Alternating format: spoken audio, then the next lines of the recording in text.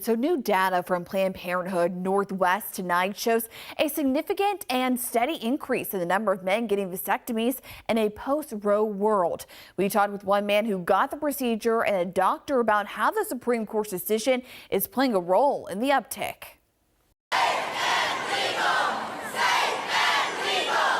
In the moments following the Supreme Court's decision to overturn Roe v. Wade this summer, protests erupted, pushing back on the loss of reproductive rights. At the same time, more men like Evan were finding ways to be an ally. Half the country has lost a right. Evan knew children weren't in his future, and a vasectomy was the procedure he'd considered.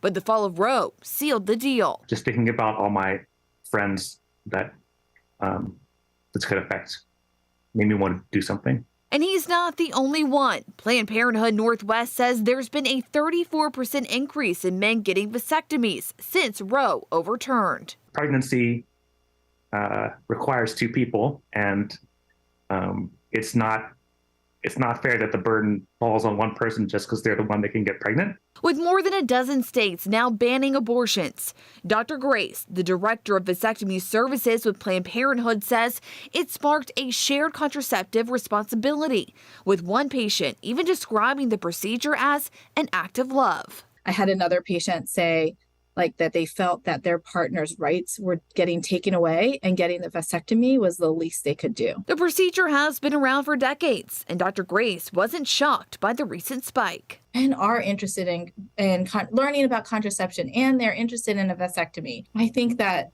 the change in our political climate has brought ideas and motivations that were there, but to the surface. And for Evan, he hopes more men have a shift in mindset. It isn't a time to be afraid about standing up for what you believe in.